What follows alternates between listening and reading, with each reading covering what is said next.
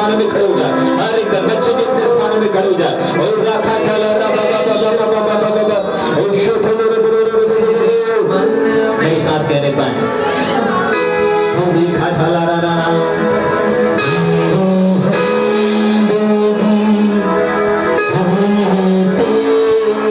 हर एक जन कहे, हर एक जन कहे यीशु तू है शान मेरी जिंदगी भी गाता पाए। हर एक जन कहे यीशु तू, हर एक जन अपने हाथों को उठाए।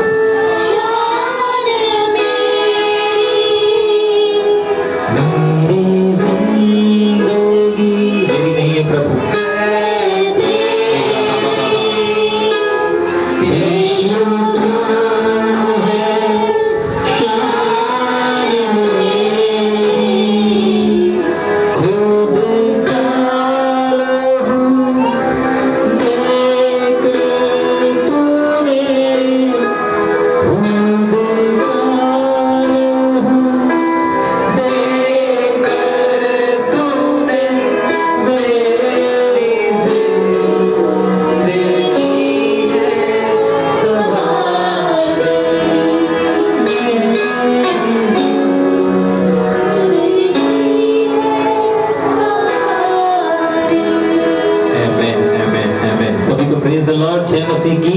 यीशु जिंदा है, यीशु जिंदा है, यीशु राजा है। थोड़ा जोर से बोलेंगे, यीशु जिंदा है, यीशु जिंदा है, यीशु राजा है। परमेश्वर का धन्यवाद हो अच्छे दिन के लिए। कितने लोग आनंदित हैं? आनंदित हैं? किस लिए आनंदित हैं? संडे के लिए किसने बोला? जोरदार ताली बजाएंगे। किस लिए आनंदित हैं? जो बाहर बैठे हैं उनको बुला लेंगे अंदर, अंदर जगह बना लेंगे। हाँ सुनेंगे ध्यान, ठीक सुनेंगे सुनेंगे सुनेंगे। हम किस लिए आनंदित हैं? क्योंकि आज परमेश्वर ने हमें इस संडे के दिन में क्या लेकर के आया?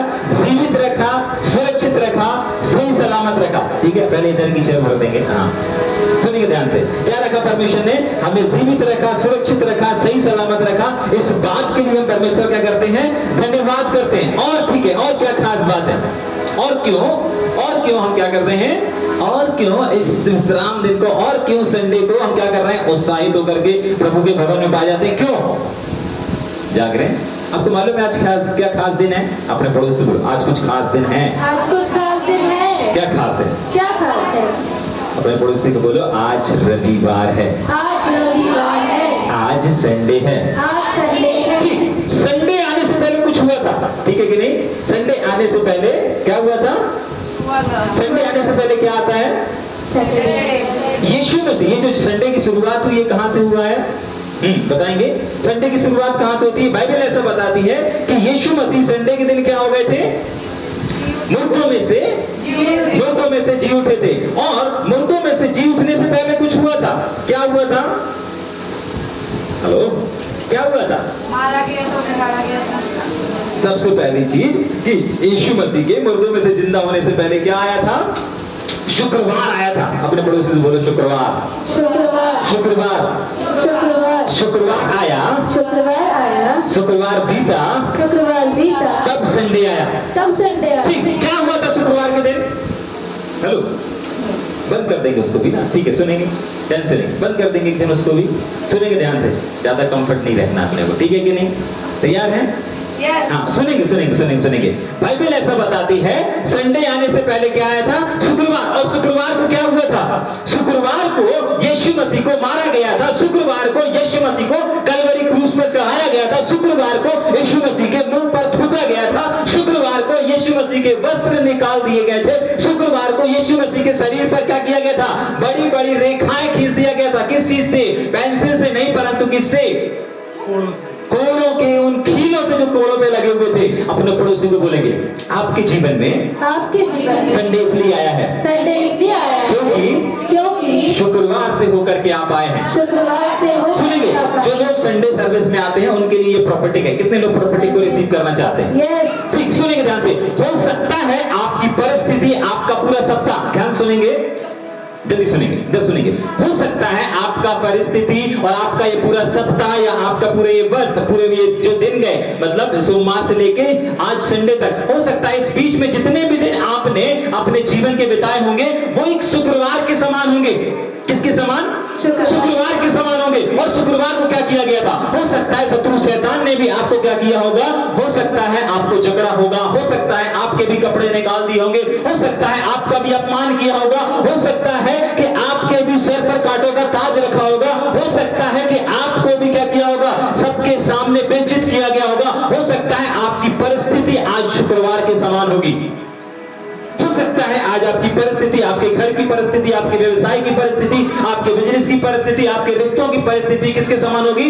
शुक्रवार के समान होगी। लेकिन प्रेज़ गॉड कि आपके जीवन में जिस प्रकार यीशु मसीह के जीवन में, आपको मालूम है शुक्रवार को क्या हुआ था? शुक्रवार को जब यीशु मसीह को चढ़ा दिया गया कलवरी क्रूस पर ना, उस समय, इधर ध्यान देंगे, उस समय शत्रु शैतान लोग क्या कर रहे थे? उस दिन पार्टी कर रहे थे।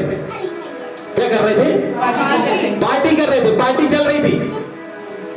सुनिए ध्यान से, शुक्रवार को जब यीशु मसीह को कलवरी क्रूस पर चढ़ा दिया गया, तब सब सारे शैतान लोग मिलकर क्या करने लगे? पार्टी करने लगे। ठीक है कि नहीं? और जब पार्टी चल रही थी, एक दिन चली, 2 दिन चली, लेकिन एक तीसरे दिन शैतानों में से एक ने घूम करके देखा कि वो कब्र का पत्थर क्या हो रहा है? अलग हो रहा है। वो कब्र का पत्थर क्या हो गया है? हट गया है। और कोई है जो चला आ रहा है, कोई है जो वहां से निकल करके बाहर आ रहा है। यीशु नासरी के नाम से मैं इस बात की भविष्यवाणी करना चाहता हूं, आज अगर आपकी परिस्थिति शुक्रवार के समान क्यों न चल रही हो, आपका ये सप्ताह शुक्रवार के समान क्यों न गया हो, आपके हालात शुक्रवार की तरह क्यों न हो, लेकिन जब आप इस विश्राम में प्रवेश करे हैं, जब आप इस संडे को पवित्र जान करके उसके भवन में हाजिर हुए हैं, हर एक मरी हुई, हर एक वो यातना, हर एक वो परिस्थिति जो उस शुक्रवार के दिन यीशु मसीह के साथ घटित हुई थी, वो सारी चीजों का समापन होकर के एक नए जीवन की, एक नई आशीषों की और एक नए द्वार की शुरुआत होने जा रही है। क्यों? क्योंकि आज रविवार है। क्यों? क्योंकि आज हम उस विश्राम दिन में प्रवेश करे हैं और आज परिस्थिति आपको रोक नहीं पाई, आज हालात आपको रोक नहीं पाया। हाँ, रोका था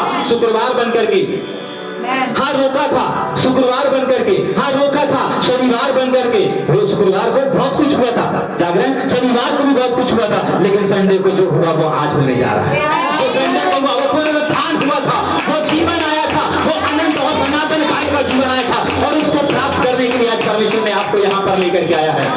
समझ में आ रहा है या ऊपर से जा रहा है? कितने लोग तैयार हैं परमेश्वर के वचन को थामने के लिए? आमेन, आमेन, आमेन। आज का शीर्षक जिस विषय पर आज हम बात करने जा रहे हैं वो क्या है? कोई सही जवाब देगा क्या? हाँ, ओरिजिनल। हाँ, कौन ने बोला? किसने बोला? हाँ, बोलेंगे एक और बार, ओरिजिनल आराधना। ठीक है? और ये कुछ ऐसे सब्जेक्ट हैं जिस विषय को अगर शुरू करते हैं तो वो 1-2 हफ्ते में खत्म नहीं होते। ठीक है कि नहीं? लेकिन मैं इस बात के ऊपर विश्वास करता हूं कि जिस दिन ये सब्जेक्ट खत्म होगा उस दिन हम एक सच्चे और अच्छे आराधक बन करके खड़े होंगे। तैयार हैं?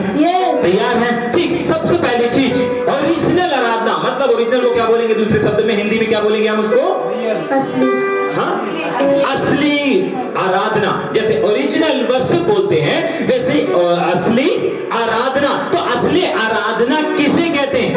ठीक है, असली आराधना क्या है? सबसे पहले हम जानेंगे कि आराधना क्या है।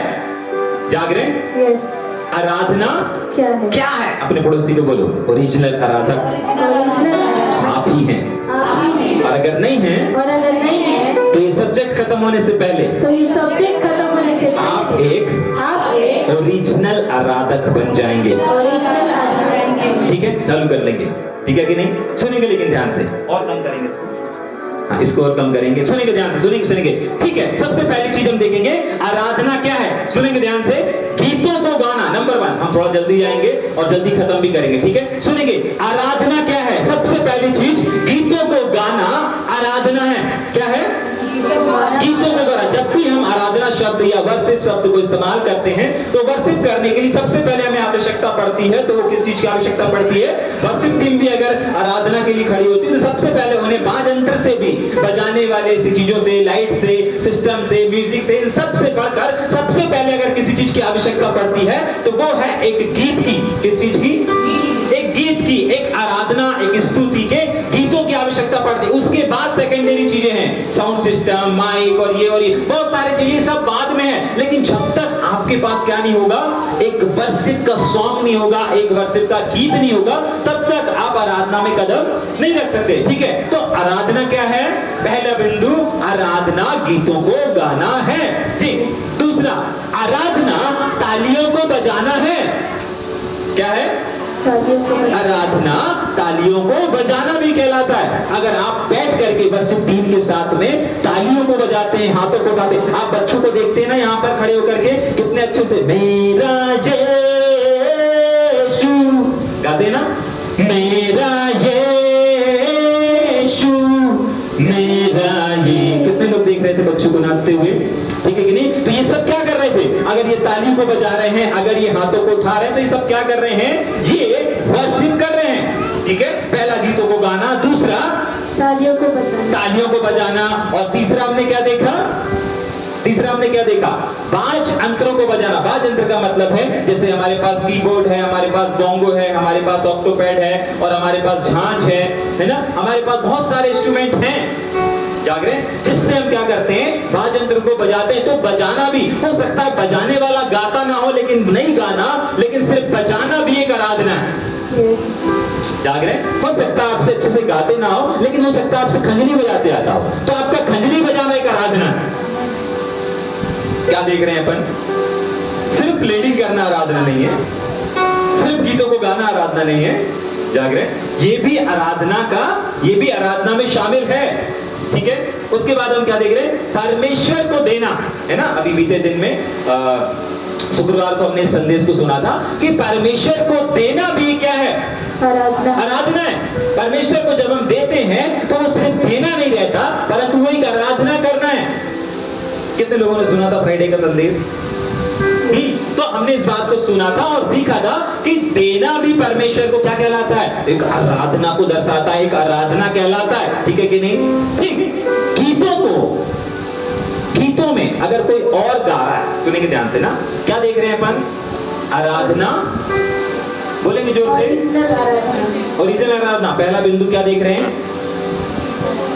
आराधना क्या है? आराधना। ठीक है कि नहीं? तो सबसे पहली हमने चीज देखा, गीतों को गाना आराधना है, तालियों को बजाना आराधना है, बाज यंत्र को बजाना आराधना है। ठीक है कि नहीं? परमेश्वर को देना भी एक आराधना है। ठीक है। एक और चीज, अगर कोई गीत चल रहा है या कोई गीत गाया जा रहा है, और अगर आप उस गीत में अपने आप को डुबा देते, सुनिए ध्यान से, या अपने आप को खो जाते हैं, जैसे एक गीत निर्भर हूं मैं तुझ पर प्रभु, है ना, निर्भर हूं मैं तुझ पर प्रभु। जब हम इस गीत को गाते हैं, ये गीत परमेश्वर ने दिया था, बहुत सारे गीत दिए, लेकिन जब इस गीत को गाते हैं तो ये गीत हमें एक नए बल को देता है, एक सामर्थ को देता है, एक ऊर्जाओं को प्रकट करता है। और हम कितनी भी निराशा में रहें, परमेश्वर हमें आशा देता है, बल देता है, हिम्मत देता है। ठीक है कि नहीं? समझ में आ रहा है? कुछ गीत ऐसे हैं जिनको गाते गाते हमारे आंखों से आंसू ऑटोमेटिक आने लगते हैं। समझ में आ रहा है? तो ये चीजें दर्शाती हैं कि हम उस आराधना के गीत में, भले वो गीत किसी ने भी गाया हो, भले वो गीत किसी ने भी लिखा हो, भले कोई और हो सकता, हम ऑडियो में सुन रहे होंगे, अगर ऑडियो में सुनते सुनते अगर आप उस गीत में अपने आप को देखने लगे, अपने आप को उस गीत में डुबा दें, तो ये भी एक आराधना करना है। ठीक है, मैं आपको इन सब के वचन भी दे सकता हूँ, ठीक है, लेकिन अभी हम वचन पर नहीं जाएंगे। ठीक है, अभी हम इस बात को समझेंगे। ठीक है कि नहीं? समझ में आ रहा है? अपने प्रिय चीजों को, ध्यान सुनेंगे, अपने प्रिय चीजों को या अपनी प्रिय वस्तु को या अपनी कोई भी चीज जो आपकी है, आपकी कहलाती है, उसको बलिदान कर देना भी एक आराधना है। हो सकता है आपसे गाते ना आता हो सकता है आपसे बजाते ना आता हो सकता है आपसे कुछ भी करते ना आता हो, लेकिन अगर आपके पास जो है, आपका प्रिय है ना, याद आ रहा है ना, उत्पत्ति किताब में क्या किया गया था? बलिदान कर दिया गया था। समझ में आ रहा है? तो बलिदान कर देना भी क्या है? एक आराधना को दर्शाता है। वो भी एक आराधना है। अपनी चीज को हमारे परमेश्वर ने भी क्या किया? अपने इकलौते पुत्र को क्या किया? थोड़ा जोर से बोलेंगे, दे दिया। समझ में आया? Yes. कितने प्रकार को बोला जाता है आराधना? गीतों को गाना, वाजंत्र को बजाना, तालियों को बजाना, किसी गीत में खो जाना, अपने परमेश्वर को देना, ये सब क्या है? आराधना है। समझ पा रहे हैं? Yes. ठीक। दूसरा पॉइंट, ठीक है, क्या होता है आराधना करने से? ठीक है, अगर आराधना ये चीजें हैं तो आराधना से होता क्या है? कितने लोग जानना चाहते हैं? आराधना से होता क्या है? गीतों को गाने से, वाजंत्र को बजाने से होता क्या है? मालूम होना चाहिए ना हमको। Yes. बेवजह आराधना कर रहे हैं, बेवजह आराधना कर रहे हैं क्या? बेवजह गीत गा रहे हैं, बेवजह ताली बजा रहे हैं, ताली बजा रहे हैं, पॉसिबल है क्या? नहीं, कुछ ना कुछ मालूम होना चाहिए कि आराधना कुछ ना कुछ चीजों को करती है। ठीक, सबसे पहली चीज, आराधना जब हम करते हैं तो परमेश्वर प्रसन्न होता है। Yes. क्या होता है? परमेश्वर प्रसन्न होता है। हाँ, जब हम आराधना करते हैं, जब हम आराधना करते हैं तब क्या होता है? परमेश्वर प्रसन्न, होता है। परमेश्वर प्रसन्न होता है। ठीक है कि नहीं? दूसरा, जब हम आराधना करते हैं, परमेश्वर अपने उस सिंहासन को, जो कि कहां पर है? स्वर्ग में है, उस सिंहासन को छोड़ करके उस स्तुति के सिंहासन पर क्या हो जाता है? विराजमान। विराजमान हो जाता है। कब हो जाता है? जब हम स्तुति करते हैं। तो स्तुति क्या करती है? पहली चीज, परमेश्वर को प्रसन्न करती है। दूसरा, स्तुति क्या करती है? परमेश्वर को सिंहासन छोड़ करके नीचे आने पर क्या करती है? नीचे लेकर के जाती है। आराधना परमेश्वर को प्रसन्न करती है, आराधना परमेश्वर की उपस्थिति को लेकर के आती है, और आराधना क्या करती है? आराधना बंधनों को तोड़ती है। तोड़ती है। अगर आप किसी बंधन में हैं, आप अगर शैतान का बंधन हो, बीमारी का बंधन हो, कोई भी बंधन क्यों ना हो, कर्जे का बंधन हो, गरीबी का बंधन हो, लड़ाई झगड़े का बंधन हो, कोई भी बंधन क्यों ना हो, आपकी आराधना उस बंधन को क्या करती है? तोड़ देती है। आमीन। सही करेंगे, बहुत ताकत लगाना पड़ता है, बहुत गलत। जाग रहे? Yes. समझ पा रहे हैं? हाँ, आराधना क्या करती है? बंधनों को तोड़ती भी है। ठीक है, आराधना हमको आजादी दिलाती है। याद आ रहा है पतरस की किताब, सॉरी, पतरस का जीवन, कैद में था, बंदी गृह में था, लेकिन कलीसिया क्या कर रही थी? प्रार्थना कर रही थी, आराधना कर रही थी। ठीक, आराधना क्या करती है? आराधना विजय, आराधना विजय को भी लेकर के आती है। किस चीज को लेकर के आती है? विजय। आराधना विजय को लेकर के भी आती है। जो आप आराधना करते हैं, जो आप स्तुति करते हैं, ये आराधना किसको लेकर के आती है? आपके जीवन में विजय को भी लेकर के आती है। आपके जीवन में कहीं पर भी संघर्ष चल रहा हो, युद्ध चल रहा हो, कुछ भी क्यों ना चल रहा हो, लेकिन अगर आप स्तुति करते हैं, अगर आप आराधना करते हैं, तो आप अपने जीवन के हर एक क्षेत्र में क्या करेंगे? एक विजय को देखेंगे, एक सफलता को देखेंगे, एक आजादी को देखेंगे, एक बढ़ोतरी को भी देखेंगे। परमेश्वर आराधना करने के द्वारा बढ़ाता भी है। जाग रहे हैं? Yes. समझ में आ रहा है? परमेश्वर आराधना करने के द्वारा क्या करता है? बढ़ाता भी है। आराधना करने के द्वारा दुष्ट आत्मा से आजाद भी मिलती है। आराधना क्या करती है? दुष्ट आत्मा से छुटकारा भी। अगर आपके घर में, परिवार में, रिश्तेदार में, कहीं पर भी अगर कोई भी ऐसा व्यक्ति है जिसको दुष्ट आत्मा क्या कर रही है? परेशान कर रही है, अटैक कर रही है, और अगर आप वहां पर स्तुति करते हैं, वहां पर आराधना करते हैं, तो बाइबल ऐसा बताती है कि वो स्तुति, वो आराधना क्या कर देती है? उसे उस दुष्ट आत्मा से आजाद कर देती है। आमीन। याद आ रहा है? Yes. दाऊद, साउल, ये सब चीजें याद आ रही हैं? Yes. ठीक है। अब एक सवाल, भैया ठीक है, दो चीजों को आपने बताया। पहली चीज क्या है? आराधना क्या है? बहुत सारी चीजों को हमने देखा। दूसरा हमने क्या देखा? आराधना क्या करती है? समझ में आया आराधना से क्या होता है? Yes. ठीक। अब एक सवाल कि कौन सी वो आराधना है? ठीक है। तीसरी चीज, कौन सी वो आराधना है जो आराधना बंधनों को तोड़ती है, जो आराधना आजादी दिलाती है, जो आराधना छुटकारा दिलाती है, जो आराधना हमें जीवन की ओर लेकर के जाती है, जो आराधना परमेश्वर की उपस्थिति को धरती पर लेकर के जाती है, जो आराधना परमेश्वर को प्रसन्न होती है, वो कौन सी आराधना है? कितने लोग जानना चाहते हैं? अच्छे वाद्ययंत्र को बजाना वो आराधना है क्या? नहीं। ठीक है कि नहीं? अच्छे से गाना वाली आराधना है क्या? नहीं। नहीं। ठीक है कि नहीं? ठीक, तो वो कौन सी आराधना है जो परमेश्वर की उपस्थिति को लेकर के आती है? उस आराधना को आज हम देख करके खत्म करेंगे। तैयार हैं? यस। ठीक है, फिर अगले सप्ताह हम इसके अगले भाग में जाएंगे। तैयार है मेरे साथ में? जल्दी से मेरे साथ निकालेंगे अय्यूब की किताब, पहला अध्याय 20 और 21 वचन। अय्यूब 1 का 20 और 21। हाँ, तब अय्यूब उठा क्या और देख रहे हैं पहले कोई बताएगा, उसके बाद क्या देख रहे हैं हम आगे? आज किस बिंदु को देख के खत्म करेंगे अपन? कौन सी आराधना परमेश्वर की उपस्थिति? जितने भी आराधना के पॉइंट और बिंदु हमने देखे, आखिर वो आराधना कौन सी आराधना है? ठीक है, आज जो आराधना किया, क्या ये वाली वो आराधना है? नहीं। ठीक, जाग रहे हैं? नहीं, ये वो आराधना नहीं है। ठीक है, तो वो कौन सी आराधना है जो आराधना इन सारी चीजों को लेकर के आती है? विजय होना चाहते हैं? Yes. विजय होना चाहते हैं? Yes. दुष्ट आत्मा से, बंधनों से, श्रापों से, कर्जों से छुटकारा चाहते हैं, तो आपको आराधना करना पड़ेगा, आराधना के क्षेत्र में कदम रखना पड़ेगा। लेकिन वो कौन सी आराधना है? सबसे पहले वचन को पढ़ रहे हैं हम, अय्यूब 1 अध्याय उसका 20 और 21 वचन। कौन सी वो रियल आराधना है जिसको आज हम जो हम थीम लेकर के चल रहे हैं, जो ओरिजिनल आराधना कहलाती है? क्या कहलाती है? ओरिजिनल आराधना कहलाती ओरिजिनल आराधना। है। यस। जाग रहे हैं? यस। कौन सी आराधना? ओरिजिनल। हाँ, पढ़ेंगे जल्दी से। तब अय्यूब उठा और बागापार हाँ। सिर मुंडाकर भूमि पर गिरा हाँ। और दंडवत करके कहा, हाँ, मैं अपनी माँ के पेट से हाँ। नंगा निकला और वही नंगा लौट जाऊंगा। हाँ। यहोवा ने दिया हाँ। और यहोवा ही ने लिया। हाँ। यहोवा का नाम धन्य है। हाँ, हो गया 20 और 21। हाँ। ठीक, वापस पढ़ेंगे जल्दी से। परमेश्वर का वचन यहाँ पे पहली आराधना को बताता है जो ओरिजिनल आराधना है। कौन सी आराधना है? ओरिजिनल आराधना। ओरिजिनल आराधना वो नहीं है जो हम और आप बहुत बार करते हैं या हम और आप बहुत बार देखते हैं, लेकिन ओरिजिनल आराधना, रियल आराधना और सच्ची आराधना और असल में आराधना, वो आराधना जो बंधनों को तोड़ती है, वो आराधना जो तमाम चीजों को लेकर के आती है, वो आराधना कौन सी आराधना है? जाग रहे हैं? वो आराधना कौन सी आराधना कहलाती है? बाइबल ऐसा बताती है, परमेश्वर का वचन ऐसा बताता है। अय्यूब की किताब उसका पहला अध्याय उसका 20 और 21 वचन ऐसा बताता है कि अय्यूब का जीवन कैसा था। अय्यूब का जीवन कैसा था? थोड़ा बोलेंगे। अय्यूब की परिस्थिति कैसी थी? जोर से बोलेंगे।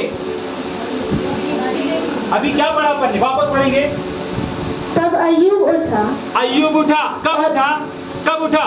हाँ, पढ़ेंगे आगे। और बागापार। तो बोलो, कितने लोग इस स्टोरी को जानते हैं? इस वचन को पहली बार पढ़ रहे हैं क्या? नहीं, हम सब जानते हैं कि अय्यूब का सब कुछ छिन चुका है, अय्यूब का सब कुछ बर्बाद हो चुका है, अय्यूब के पास कुछ भी नहीं बचा है, अय्यूब के पास अच्छे नौकर नहीं बचे, अय्यूब के पास अच्छे सेनापति नहीं बचे, अय्यूब के पास संतानें नहीं बची, अय्यूब के पास अपना कुछ भी नहीं बचा, राजपाट सब चला गया है। लेकिन उसके बाद भी अय्यूब क्या कर रहा है?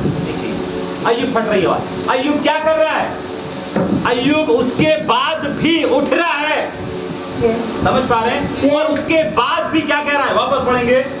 अय्यूब उठा अय्यूब उठा और बागापार और अपने बागे को फाड़ करके, सिर मुंडा करके भूमि पर गिरा भूमि पर गिर करके और दंडवत करके और कहा, दंडवत करके, शैतान को नहीं, परिस्थिति को नहीं, परंतु जीवित परमेश्वर को, किसको? जीवित परमेश्वर। जीवित परमेश्वर को दंडवत कर रहा है। ये है रियल आराधना। बहुत बार हमारे और आपके पास से अगर कुछ छिन जाता है, अय्यूब का सब कुछ छिन चुका है, बच्चे छिन चुके हैं, बिजनेस छिन चुका है, राजपाट सब कुछ छीना जा चुका है, लेकिन उसके बावजूद भी अय्यूब का मुख, अय्यूब के घुटने, अय्यूब के हाथ परमेश्वर की इबादत के लिए, उसका मुख परमेश्वर को धन्यवाद देने के लिए खुल रहा है। ये है रियल आराधना।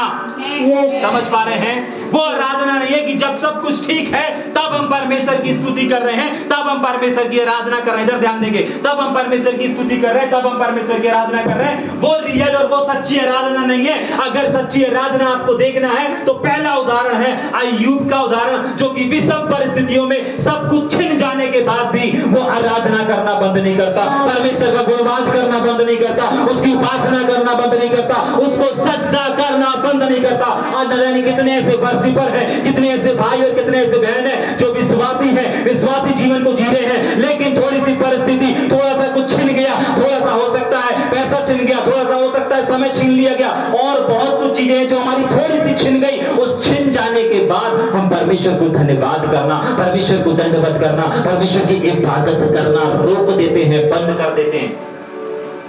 समझ में आ रहा है? वो सच्चे आराधक नहीं है। अच्छा म्यूजिक और अच्छा केसी और अच्छा टोपैड बजा लेना, अच्छा क्वाड लगा लेना और अच्छे से सारी चीजों को कर लेना, ये ओरिजिनल, ये अच्छी आराधना हो सकती है। क्या हो सकती है? ये अच्छी आराधना हो सकती है। कोई सीटी ना मारे, कोई ऑक्टोपैड में भरभराती है ना, बहुत बार आवाज जैसे अभी भरभर आ रही है, ये सब गड़बड़ी है ना। तो ये सब चीजें अच्छे से भी अगर हो गई तो भी ये अच्छी आराधना कहलाएगी। लेकिन ये सच्ची आराधना और ओरिजिनल आराधना नहीं कहलाएगी। क्या नहीं कहलाएगी? ये सच्ची आराधना और ओरिजिनल आराधना नहीं कहलाएगी। ये क्या कहलाएगी? जोर से बोलेंगे। अच्छी आराधना। अच्छी आराधना कहलाएगी। प्रभु को अच्छा चाहिए क्या? नहीं। अभी आखिरी में बताएंगे ना, अच्छे के याद दिलाना, इस अच्छे के बारे में बताएंगे। सुनेंगे लेकिन ध्यान से ना, परमेश्वर का वचन यहाँ पर कहता है कि अय्यूब से सीखना है ओरिजिनल आराधना। ये है ओरिजिनल आराधक। आज हमको और आपको, जितने लोग प्रभु की इबादत करते हैं, जितने लोग परमेश्वर की उपासना करते हैं, विशेषकर जितने लोग आराधना करना चाहते हैं, आराधना की शक्ति को देखना चाहते हैं, आराधना के पावर को देखना चाहते हैं, परमेश्वर आज अय्यूब उनके सामने रख रहा है। अय्यूब के जीवन को उनके सामने रखना है, अय्यूब की परिस्थिति को उनके सामने रख रहा है कि आज हर एक आराधक, हर एक प्रभु की आराधना करने वाला अपने जीवन को देखेगा और क्या देखेगा?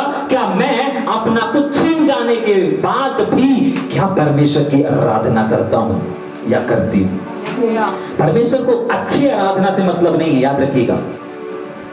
अजय भाई अच्छी खंजनी बजाए, अच्छी खंजनी बजाने से मतलब नहीं है। जो अच्छा एक्टोपैड बजाए उससे मतलब नहीं है प्रभु को।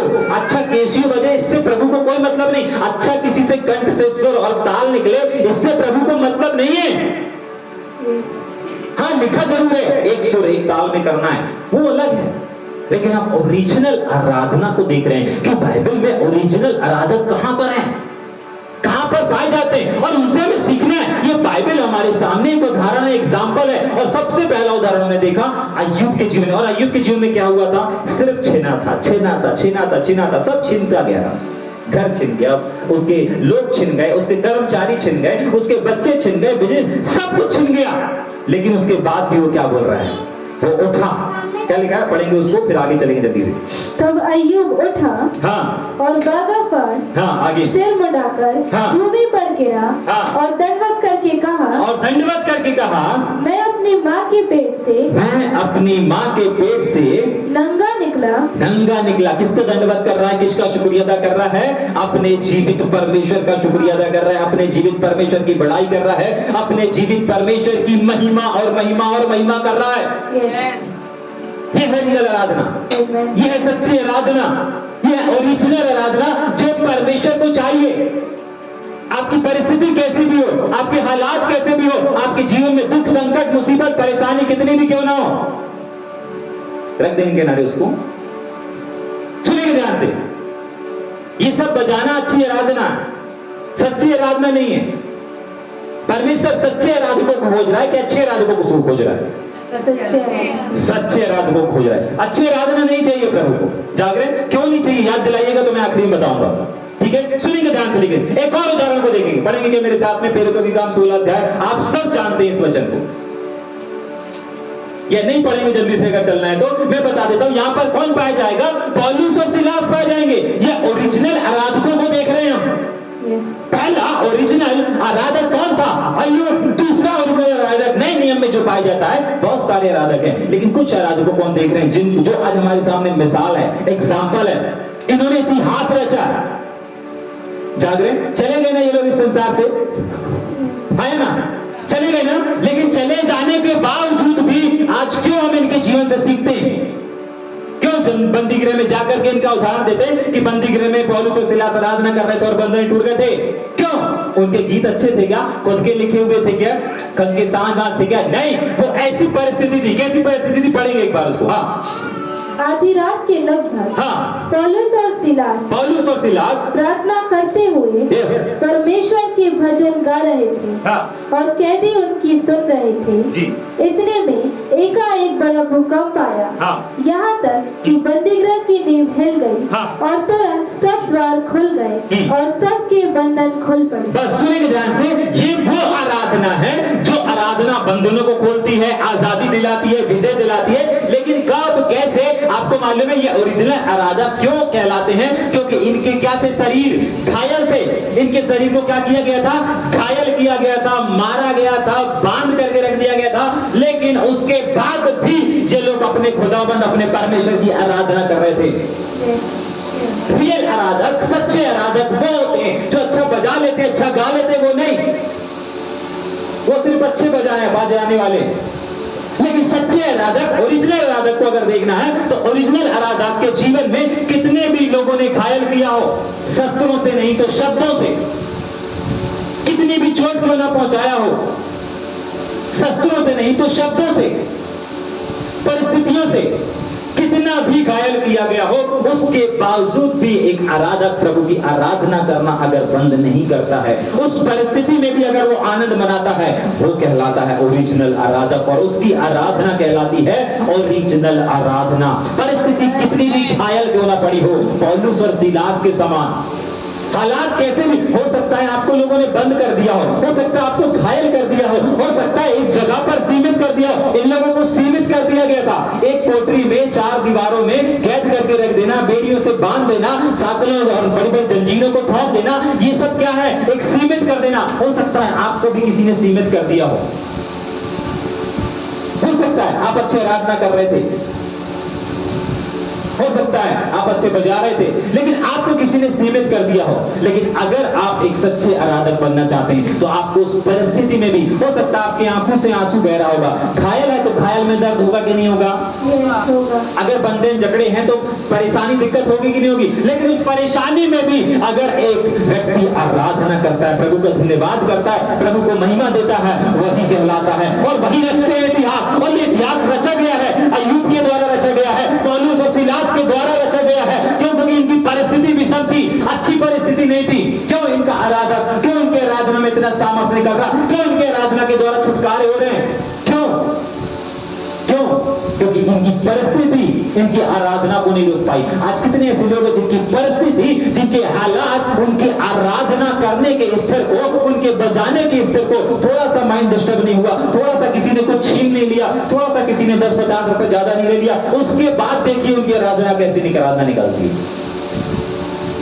हाँ, गाने गाने लगते हैं, सनम देवा वाला, ठीक है कि नहीं? मैंने धोखे पे धोखे खाए हैं, ठीक है कि नहीं? हाँ, निकलने लगेगा, आराधना बदल जाएगी। बहुत बात तो आराधना नहीं होगी। क्यों? भैया माइंड सही नहीं है, विवेक सही नहीं है। परमेश्वर के वचन में लिखा है नए नियम में, जब तुम उदास हो तो प्रार्थना करो, उस समय आराधना नहीं करो। हाँ, वो एक भाग है और एक चैप्टर है, और वो कलीसिया के विश्वासियों के लिए लिखा है, आराधकों के लिए नहीं लिखा है।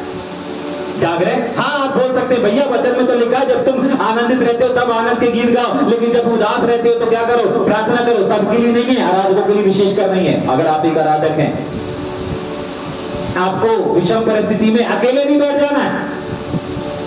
आप अगर एक सच्चे आराधक हैं, आपको परिस्थिति आपको आराधना करने से रोक नहीं पाएगी। जाग रहे? कोई भी परिस्थिति, चाहे किसी ने छीन लिया हो अय्यूब के समान, और चाहे किसी ने क्या कर लिया हो, आपको सीमित कर दिया हो, आपको घायल किया हो, चाहे शब्दों से, चाहे वार से, चाहे मार से, चाहे कितनी भी प्रताड़ित किया गया हो, आपको आपकी आराधना से क्या नहीं कर सकता? रोक नहीं सकता। अगर आप रुक गए तो आप एक आराधक नहीं है, आप क्या है? एक सच्चे नहीं, एक अच्छे आराधक है। अच्छे आराधकों की प्रभु को जरूरत नहीं है, अभी बताएंगे लास्ट में, ठीक है? जल्दी से एक और उदाहरण हम सब जानते हैं, और वो कौन है? दाऊद। जबकि दाऊद को हमेशा सब लोग पहले स्थान पर रखते हैं, लेकिन दाऊद से पहले भी लोगों ने आराधना की है। दाऊद को क्यों इस पॉइंट में जोड़ा गया है? क्योंकि दाऊद के जीवन में भी अगर आप दाऊद के भजन को पढ़ेंगे, दाऊद के अगर भजन को पढ़ेंगे, आधे से ज्यादा भजन उसने ऐसी परिस्थिति में नहीं लिखे जब वो सिंहासन पर बैठा है। ऐसे गीतों को उसने सिंहासन पर बैठ करके ज्यादातर नहीं, लेकिन ज्यादातर गीतों का निर्माण और ज्यादातर परमेश्वर की बड़ाई और ज्यादातर परमेश्वर का उसने गुणवाद और धन्यवाद किया है। तो कब किया है? जब वो विषम परिस्थिति में था, यहां से वहां भाग रहा था, लोग सता रहे थे, लोग प्रताड़ित कर रहे थे, लेकिन उसके बावजूद भी वो परमेश्वर के गीतों का निर्माण कर रहा था, परमेश्वर के गीतों को लिख रहा था, और उसके गीत ही उसको एक सच्चा और अच्छा आराधक बनाते हैं। वो वाले गीत नहीं जो सिंहासन पर बैठ करके लिखे, वो वाले गीत नहीं जो सब कुछ ठीक है तब लिखे, लेकिन वो वाले गीत जब विषम परिस्थिति है, अपने लोग उसका विरोध कर रहे हैं। दाऊद के अपने लोग विरोध कर रहे थे कि नहीं? साउल राजा उसका अपना था। जब साउल विषम परिस्थिति में था, दाऊद को बुलाया गया कि भाई तुम आराधना करो, बाजंत्र को बजाओ, और बजाने से तुम उसका अपना था, उसको वहीं पर राजमहल में इनवाइट कर दिया गया था, रख लिया गया था। उसके भाई लोग भी वहां पर पाए जाते थे। कैसे पाए जाते थे? गोलियत को लड़ते समय दाऊद के भाई लोग भी वहां पर मौजूद थे, और दाऊद भी अपने भाइयों के लिए टिफिन ही लेके गया था, लंच बॉक्स, ठीक है। तो उसके अपने लोग भी वहां पर क्या किए जाते थे, पाए जाते थे। और दाऊद को भगाने में और इन तमाम परिस्थितियों में जो दाऊद के जीवन में चल रही थी, उसको यहां से वहां भटकना पड़ रहा था। ये सारी परिस्थिति में भी दाऊद गीतों का निर्माण करता है, आराधना करता है, स्तुति करता है, प्रशंसा करता है। ये है ओरिजिनल आराधक, और ये है ओरिजिनल आराधक की ओरिजिनल आराधना। अगर आज आपको आपके अपने धोखा दे रहे हैं, आपको अपने सता रहे हैं, आपको आपके साथ वालों ने आपके साथ गद्दारी किया है, कोई बात नहीं। उसके बाद भी अगर आप प्रभु का दामन नहीं छोड़ते हैं, प्रभु की आराधना करना बंद नहीं करते, प्रभु की उपासना करना बंद नहीं करते, आप रियल में सच्चे आराधक हैं। आपकी आराधना रियल में सच्ची आराधना है। क्यों? क्योंकि इतिहास गवाह है कि ऐसे लोगों की आराधना परमेश्वर प्रसन्न करता है। परमेश्वर को स्वर्ग से नीचे उतार करके लेकर के आ जाती है, और ऐसी ही आराधना बंधनों को तोड़ती है, और ऐसी ही आराधना आजादी दिलाती है, और ऐसी ही आराधना हमको विजय और विजय बनाती है। और ऐसे ही आराधकों को परमेश्वर इस जिंदगी से खड़ा करने जा रहा है, और ऐसे ही आराधकों को परमेश्वर ढूंढ रहा है, और ऐसे ही आराधक आज इस स्थान पर पाए जाते हैं। आमीन। एक और अद्भुत और अलौकिक आराधक को देखेंगे जिसको हमेशा लोग नजरअंदाज कर देते हैं। कभी आराधना में उसके वचन को बोला नहीं जाएगा, कभी उसकी बात नहीं की जाती, और मैं समझता हूं कि ये सबसे बड़ा आराधक है। अगर मैं अपनी नजरों से देखूं, जब मैं आराधना करता था तो मैं इस आराधक की बहुत बात करता था। जो लोग मुझे जानते हैं, जब स्टार्टिंग मैंने आराधना में कदम रखा था, तो मैं इस वाले ये जो आराधक है, इसकी सबसे ज्यादा क्या किया था, प्रशंसा किया करता, जो अय्यूब से बढ़कर है, जो सिलास और पौलुस से बढ़कर है, और जो दाऊद से भी बढ़कर जाग रहे हैं, जिसका जिक्र बहुत कम लोग करते हैं, लेकिन प्रेज गॉड आज के बाद हमारे आराधक लोग करेंगे। क्यों? क्योंकि इसके जीवन से हम कुछ सीखने वाले। तैयार हैं? तैयार हैं? जल्दी से मेरे साथ निकालेंगे हबक्कुक की किताब, उसका 3 अध्याय 17 और 18 वचन, जल्दी से।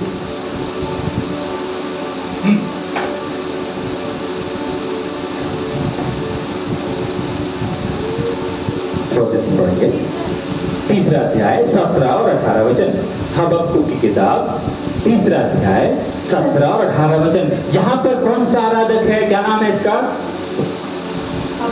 हाँ, इसका नाम ही हबक्कुक है, ठीक है कि नहीं? और ये एक ऐसा आराधक है जो कुछ कहता है। हाँ, पढ़ेंगे। क्योंकि चाहे अंजीर के वृक्षों में फूल, अंजीर जो कि एक उत्तमता को दर्शाता है। अंजीर कितने लोगों को पसंद है? कितने लोगों ने खाया है? ठीक है कि नहीं? अंजीर अच्छी चीज है, खाना चाहिए, ठीक है कि नहीं? सुनेंगे। लेकिन ये यहाँ पर कह रहा है कि चाहे अंजीर के वृक्षों में फूल, उसके पेड़ों में फल लगे अथवा ना लगे, और ना दाखलताओं में फल। हाँ, दाखलताएं हमारे किस चीज को दर्शाती हैं? बिजनेस को दर्शाती हैं, व्यवसाय को दर्शाती हैं, पैसों को दर्शाती है, अकाउंटों को दर्शाती है, गड्डियों को दर्शाती है, धन संपत्ति को भी दर्शाती है। ठीक, आगे। और जलपाई के वृक्ष से हाँ, केवल ये धोखा पाया जाए। क्या है? केवल धोखा पाया जाए। धोखा पाया जाए, मतलब इन सारी चीज को फलना चाहिए लेकिन नहीं फल रहा। क्या हो रहा है? धोखा मिल गया। आपने बीज को बोया लेकिन काटने के लिए जब आप गए, अभी कुछ भी नहीं है। ठीक है कि नहीं? समझ में आ रहा है क्या लिखा वहां पर? इन सब चीजों से केवल धोखा पाया जाए। सुनिए ध्यान से। और धोखा पाया जाए, उसके आगे। और खेतों में अन्न ना उपजे। खेतों में आपने अन्न बोया, खेतों में बोया ना, अन्न बोया, लेकिन जब आप काटने के लिए गए, जब आपका टाइम आया कटने का, तब आप देखा यार कुछ भी नहीं। अरे कहाँ गया? अरे कहाँ गया? मैंने मेहनत किया था, यहाँ पानी डाला था, यहाँ बीज बोया था, यहाँ कुछ किया था मैंने, कुछ नजर नहीं आ रहा। क्या मिला? धोखा मिला।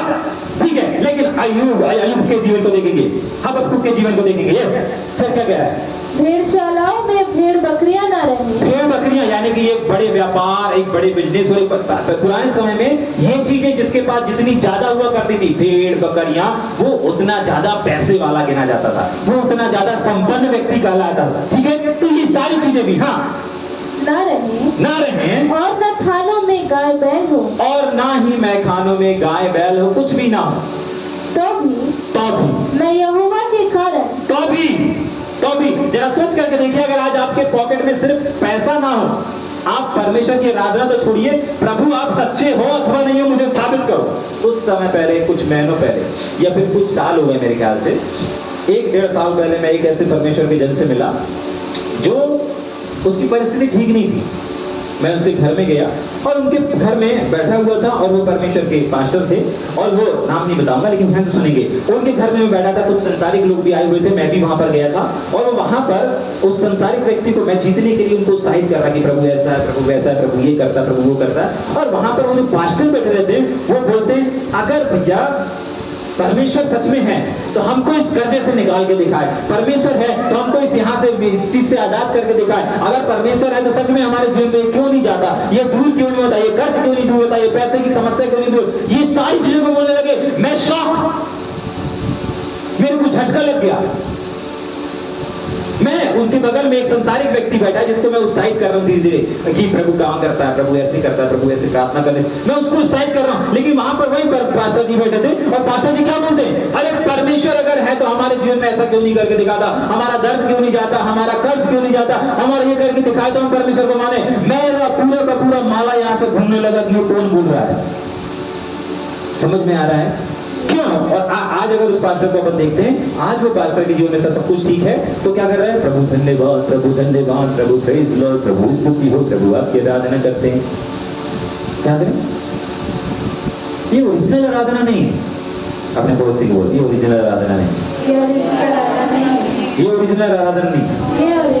ओरिजिनल आराधक कौन है और ओरिजिनल आराधक की आराधना क्या है कि जब आपका पॉकेट खाली हो, आपके पॉकेट में पैसे ना हो, आपके पास टैंकी में पेट्रोल डलवाने के लिए आपके पास पैसे ना हो, जाने के लिए आपके पास गाड़ी ना हो, आपके पास आपको रोकने के लिए बहुत सारी रुकावटें हो, कोई घर का लोग आ गया, कोई मेहमान आ गया, कोई यहाँ से फोन आ गया, किसी की शादी होगा, किसी की आज ही शादी है, बहुत सारी चीजें हो, लेकिन उसके बावजूद भी अगर आप प्रभु के भवन में खड़े होकर के प्रभु की आराधना करते हैं, अपने हाथों को उठाकर उसको दंडवत करते हैं, वो है रियल आराधक। परमेश्वर का वचन कहता है यहाँ पर इसको धोखा भी मिला। आपको अगर धोखा मिल जाए तो भैया आउट है अभी।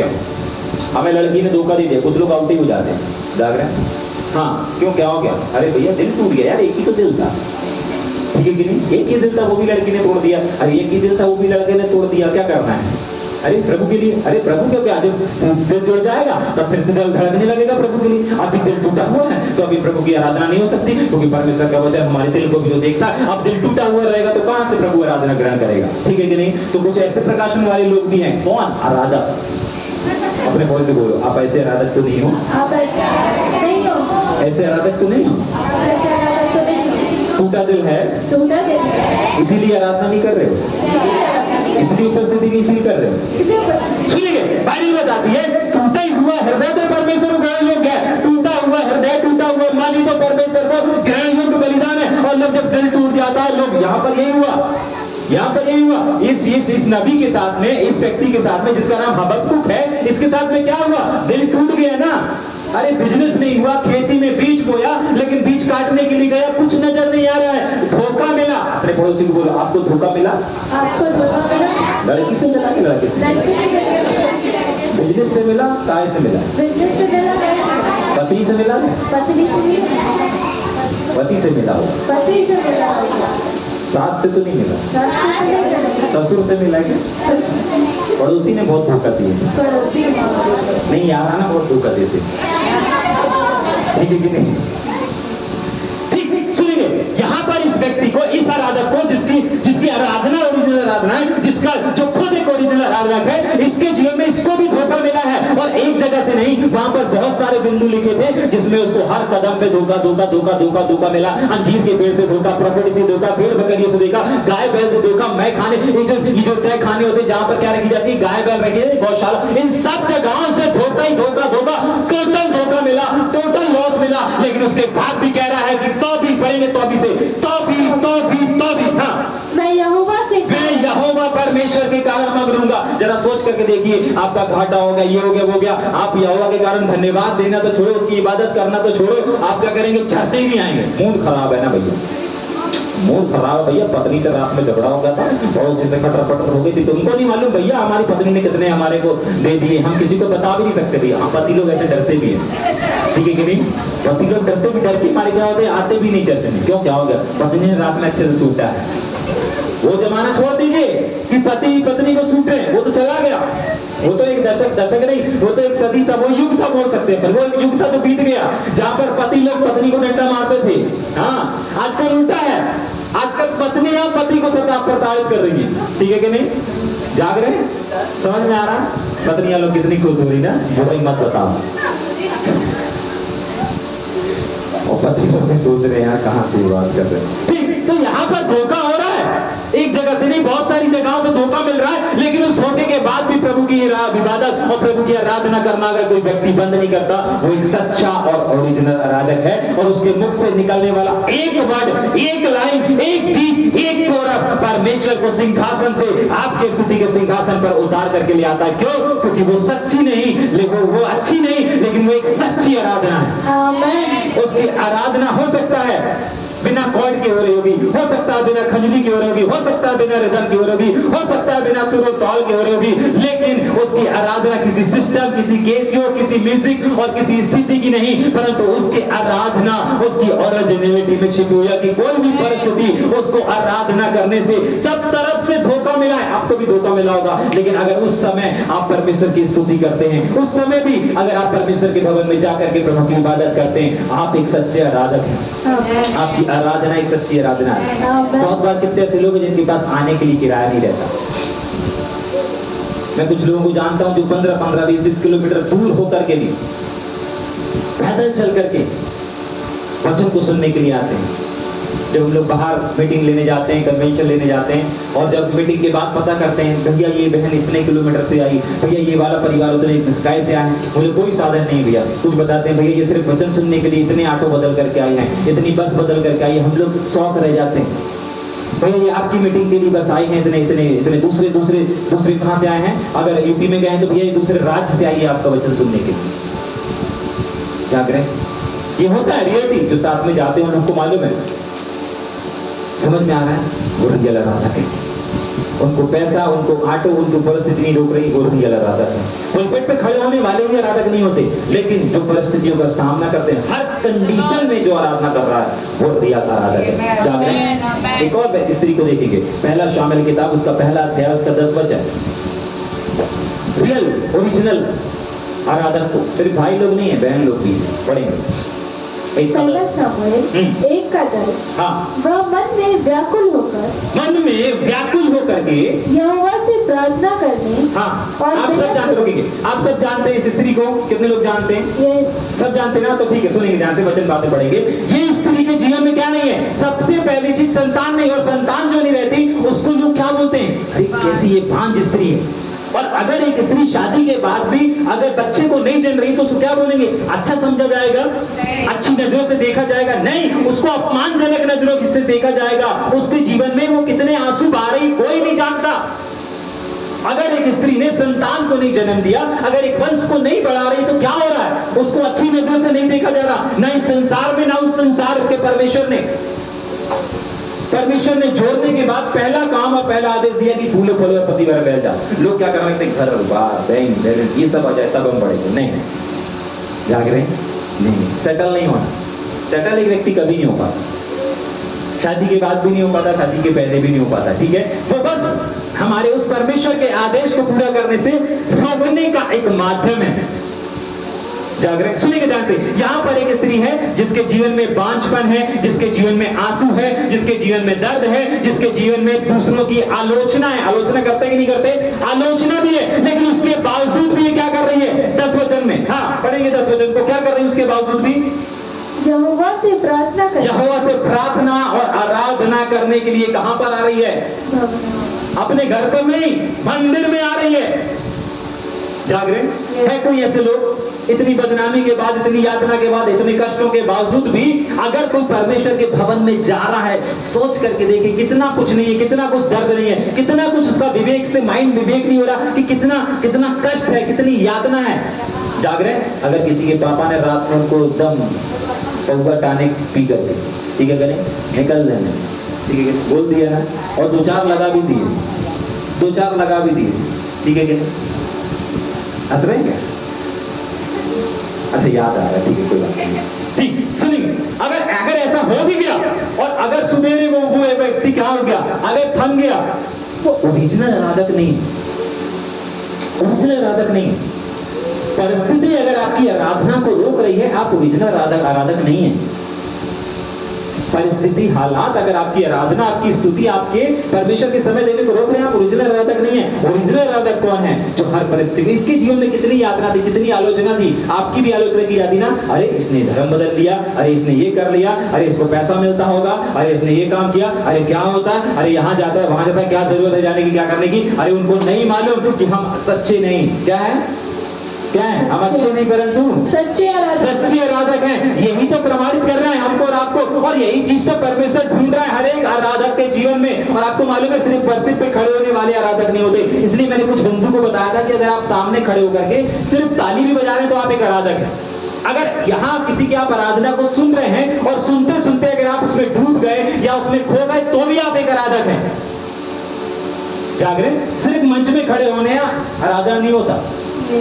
मंच तो एक अच्छी चीज है ना, मंच अच्छी चीज है। यहाँ पर इसके बाद देखो कितनी परिस्थिति गड़बड़ है, लेकिन उसके बाद भी क्या कर रही है? आराधना कर रही है। एक और आखिरी उदाहरण देखेंगे क्या? प्रेरितों के काम 7वां अध्याय 59 और 60। रियल आराधक, रियल ओरिजिनल आराधक, इनको देख रहे हैं जल्दी से। वे स्तिफनस पर हाँ, पथराव करते। आपको मालूम है यहाँ पर एक परमेश्वर का जन है, हम सब जानते हैं, स्तिफनस को सुन लेंगे, ठीक है। सबको मालूम है पथराव करके मारा गया था। आपको मालूम है चारों तरफ से बस साए साए साए साए पत्थर लग रहे हैं, उसको पत्थर मारा जा रहा, सट सट सट सट। देखा किसी ने पत्थर मारते हुए? बच्चों ने देखा? बच्चे लोग मारते ना, डिबुक डुबुक डुबुक डुबुक मारते, पानी में पत्थर फेंकते, कहीं किसी व्यक्ति पर पत्थर फेंकते, देखे ना? तो ऐसे पत्थर पे पत्थर, पत्थर पे पत्थर, पत्थर पे पत्थर मारे जा रहे हैं। लेकिन उस पत्थर की मां, उस लहूलुहान के बावजूद भी वो क्या कह रहा है? क्या कह रहा है? परमेश्वर को धन्यवाद दे रहा है, परमेश्वर की महिमा कर रहा है, परमेश्वर की बड़ाई कर रहा है। और इस सिचुएशन पे अपनी आराधना परमेश्वर को देने वाले को कहते हैं ओरिजिनल आराधक। की वो चारों तरफ से वार है, उसको नहीं मालूम कहां से कौन मारेगा, कौन मारेगा, उसको नहीं मालूम, बस वो वार को झेल रहा है। आपको भी नहीं मालूम कि कौन कब कहां से आपको मारेगा, लेकिन आपको कब कौन कहां से रोकेगा, आपको कब कौन कहां से प्रताड़ित करेगा। लेकिन उसके बावजूद भी अगर आप प्रभु को धन्यवाद देते हैं, प्रभु की इबादत करते हैं, आप एक ओरिजिनल आराधक हैं। लेकिन अगर परिस्थिति आपको रोक देती है, हालात आपको रोक देते हैं, अगर शादी आपको रोक देती है, अगर किसी का निमंत्रण आपको रोक देता है, अगर कोई भी पेट्रोल आपको रोक देता है, पैसा आपको रोक देता है, आप एक सच्चे आराधक नहीं हैं। अच्छे आराधक हो सकते हैं, लेकिन सच्चे ओरिजिनल आराधक नहीं है। वो आराधक नहीं है जिसको प्रभु ढूंढ रहा है, क्योंकि जिसको प्रभु ढूंढ रहा है वो परिस्थितियों से, हालातों से, पैसों से, रुकावटों से रुकता नहीं। अपने पड़ोसी को बोलो आप एक सच्चे आराधक हैं। आप एक सच्चे आराधक हैं। कोई भी परिस्थिति आपको आराधना करने से रोकने ना पाए, ना पैसा, ना परिस्थिति, ना लोग, ना किसी का निमंत्रण, कोई रोकने ना पाए। ठीक, अब एक सवाल बस इसको बता के 5 मिनट में बंद करेंगे, ठीक है? जानना चाहते हैं जल्दी से? ठीक, सुनेंगे। एक ऐसी आराधना, एक रियल आराधना, आपने समझ में आया कि रियल आराधक कौन होते हैं? ठीक है, आराधना के कितने भाग होते हैं ये भी अपन ने देखा। ठीक, अब एक सवाल कि गीतों को गाना, क्या ये गीत हमारा परमेश्वर पसंद करता है? ठीक है कि नहीं? सुनेंगे। ये सच्ची आराधना क्या है? यही सच्ची आराधना है। कठिन परिस्थिति में, विषम परिस्थिति में जब हम प्रभु की इबादत करते हैं, ये सच्ची आराधना है। ठीक है, अब एक और सवाल गूंजता है कि भैया फिर ये म्यूजिक सिस्टम, ये केसियो, ये ऑक्टोपैड, ये वाद्य यंत्र, ये सुर, ये ताल, ये मिलाना, ये स्केल, ये वो स्केल, ये सब क्या है? क्या ये सच्ची और ओरिजिनल आराधना नहीं है? अपने पड़ोसी से पूछिए।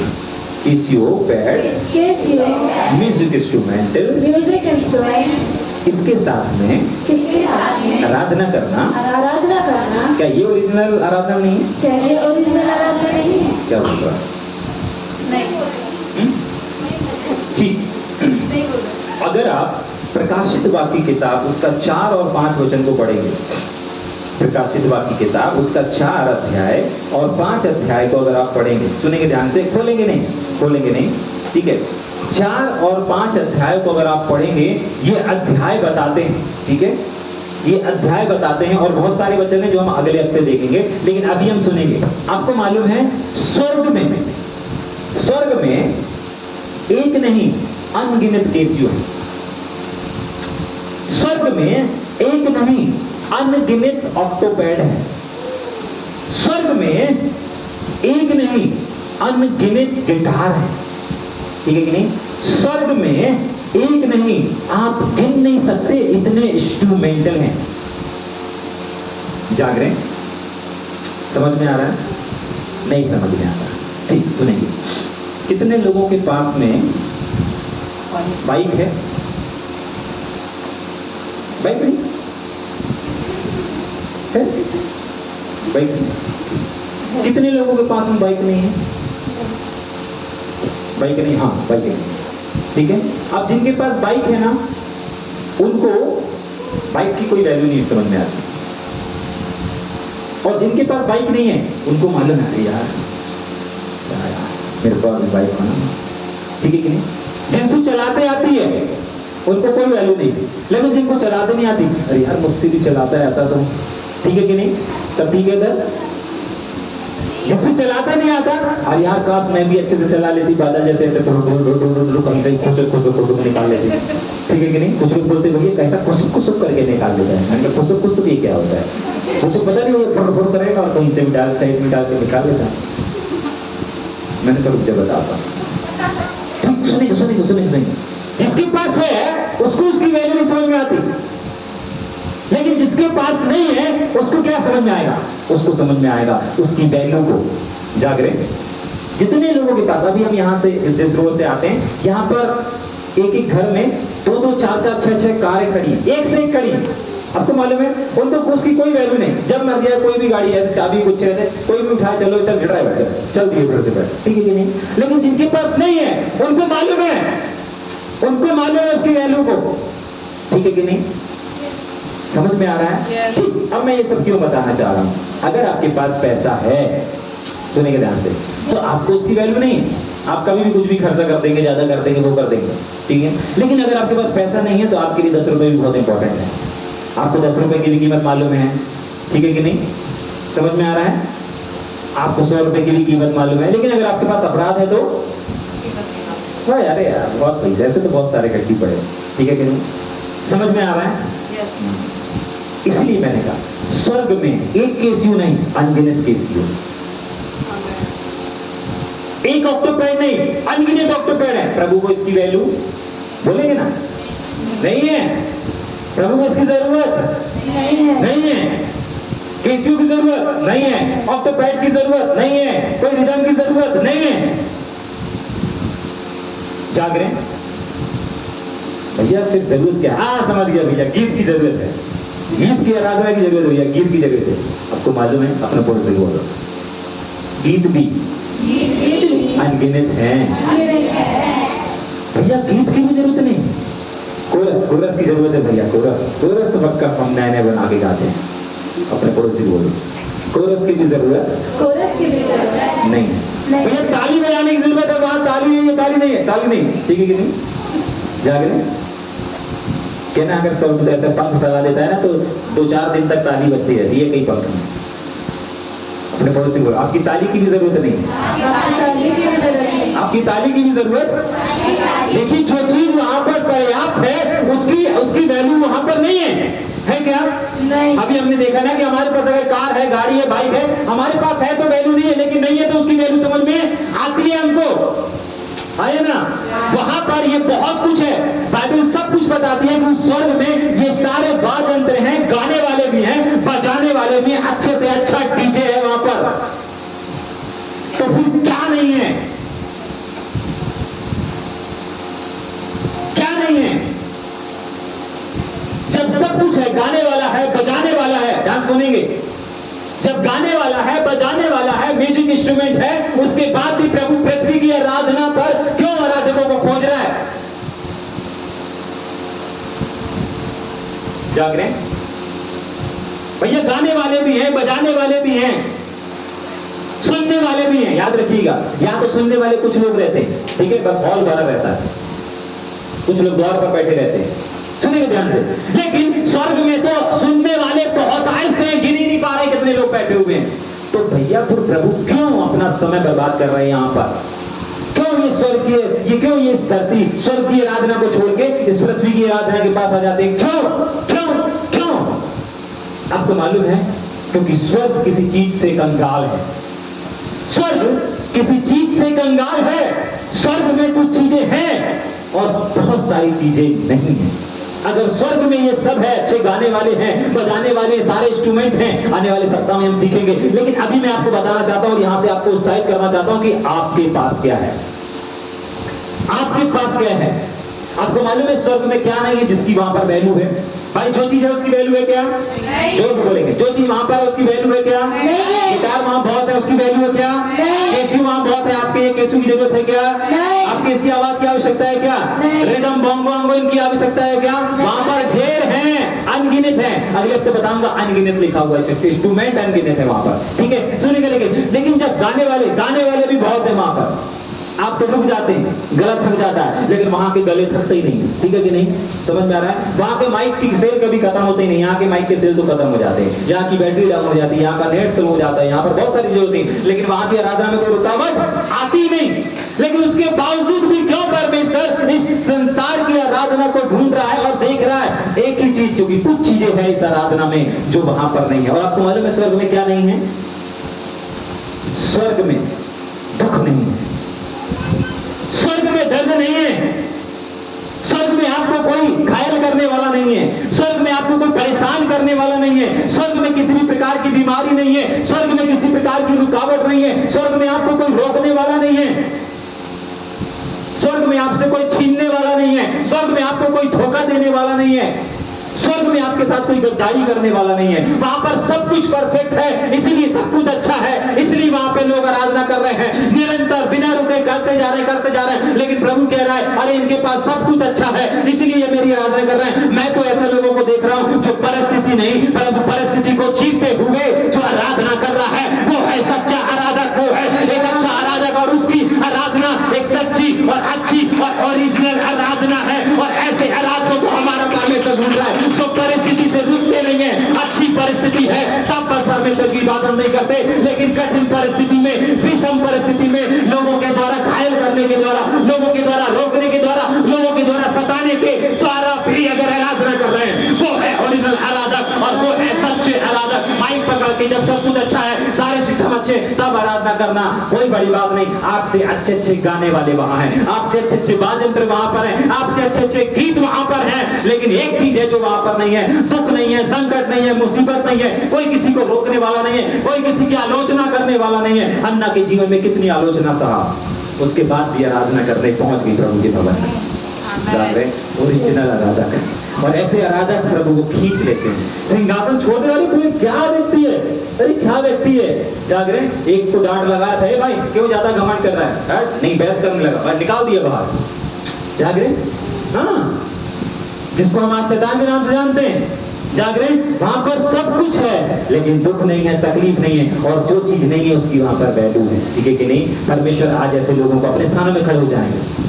आज हम यहाँ पर रुकेंगे, लेकिन आज हम प्रार्थना करने से पहले, इस सभा को समाप्त करने से पहले, आज अगर थोड़ा सा भी आज आपने समझा है कि स्वर्ग में क्या नहीं है, स्वर्ग में क्या नहीं है, वहां पर उसी चीज की वैल्यू है, उसी चीज की कीमत है, और वो है कठिन परिस्थिति में भी साहस के साथ अपने परमेश्वर की आराधना करना। एक ऐसी आराधना जो प्रभु को सिंहासन छोड़ करके इस स्तुति के सिंहासन पर लेकर के आ जाती है।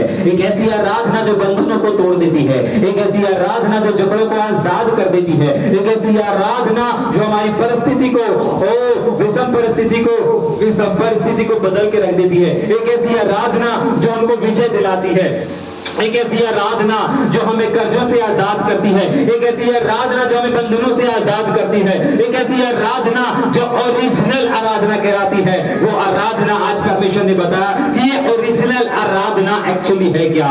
ये वो आराधना है जो स्वर्ग भी इस मामले में, इस चीज से, इस आराधना से वंचित है। स्वर्ग में भी लोग विषम परिस्थिति में आराधना नहीं कर सकते, क्योंकि स्वर्ग में भी सब कुछ परफेक्ट है, संपन्न है, और जब सब कुछ संपन्न रहता है तब प्रभु की इबादत करना, तब प्रभु की आराधना करना बहुत आसान रहता है। लेकिन प्रभु खोज रहा है, प्रभु ढूंढ रहा है एक ऐसे आराधक को जो आराधक विषम परिस्थिति में, कठिन परिस्थिति में मेरे प्रभु की इबादत करे, मेरे प्रभु का नाम ऊंचा करे, मेरे प्रभु का गुणगान करे, और वो कहलाता है एक ओरिजिनल आराधक, एक सच्चा आराधक। और उसकी आराधना कहलाती है एक ओरिजिनल आराधक, एक सच्ची और अच्छी आराधना कहलाती है। ओ राधा काला रबा जागा दीदी मासो का काला रबा। ओ आज आपको किसी ने भी आपकी आलोचना किया हो, याद करें उस परिस्थिति में आपने क्या किया।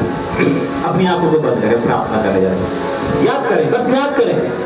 आपको जब लोगों से धोखा मिला, आपने प्रभु की आराधना बंद कर दिया, आपने प्रभु के काम को करना बंद कर दिया, आप ओरिजिनल आराधक नहीं थे। लेकिन प्रेज़ गॉड कि आज परमेश्वर का वचन आया है और ये वचन आपको याद दिला रहा है कि तुम एक ओरिजिनल आराधक हो। तुम डुप्लीकेट आराधक नहीं हो, तुम ओरिजिनल आराधक हो। तुम्हारी आराधना कब डुप्लीकेट से ओरिजिनल में बदल जाती है? जब तुम किसी विषम परिस्थिति, जब तुम किसी रुकावट, जब तुम किसी की आलोचना से रुकते नहीं हो, जब तुम किसी के बदनाम करने से थमते नहीं हो, जब तुम किसी के आलोचना करने से, जब किसी के सताने से, जब किसी के प्रहार करने से, जब किसी के धोखा देने से, अब कुछ के समान, चाहे आपके पास पैसा रहे चाहे ना रहे, कुछ हो अथवा ना हो, उसके बाद भी अगर आप उसकी इबादत कर रहे हैं, उसकी प्रशंसा कर रहे हैं, उसके लिए गा रहे हैं, उसके लिए बजा रहे हैं, उसके लिए खड़े हैं, आप ही वो ओरिजिनल आराधक हैं और आपकी ही आराधना ओरिजिनल आराधना है। क्योंकि आप परिस्थिति नहीं लेकिन परिस्थिति के विपरीत आराधना कर रहे हैं, परिस्थिति के विपरीत कार्य कर रहे हैं, और यही कहलाते हैं एक अच्छे और सच्चे और ओरिजिनल आराधक। पिता हम धन्यवाद करते हैं, पिता हम आपकी स्तुति करते हैं, आपकी आराधना करते हैं प्रभु जी। सच में पिता, आज जितने लोग इस बात को सुन पाए हैं, समझ पाए हैं, ये सारे लोगों के जीवन में आपने आराधना की बुलाहट को दिया। हर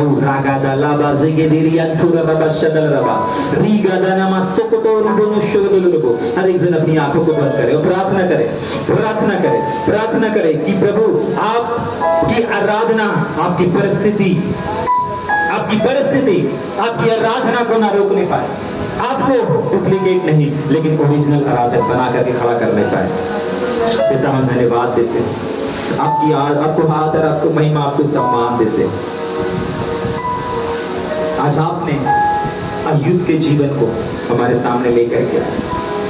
अय्यूब एक ओरिजिनल आराधक था, पौलुस और सिलास एक ओरिजिनल आराधक थे प्रभु, दाऊद एक ओरिजिनल आराधक, हबक्कुक एक सर्वश्रेष्ठ आराधक था प्रभु, ओरिजिनल आराधक था, हन्ना एक ओरिजिनल आराधक, स्तिफनुस जिसे पथराव करके मारते रहे उस समय भी वो आराधना कर रहा था। होने दीजिए हम में से हर एक जन को आने वाले दिनों में आप एक सच्चे, अच्छे और ओरिजिनल आराधक के रूप में तैयार करने पर पिता धन्यवाद। जितने कान इस समय इस बात को समझ पाए, उनके जीवन में हम इस वचन को सील और मोहर लगा देते हैं। आने वाले दिनों में हम इस बात को सीखने पाए कैसे हम एक सच्चे, अच्छे और ओरिजिनल आराधक बन पाते हैं। यीशु नासरी के नाम से आमीन, आमीन।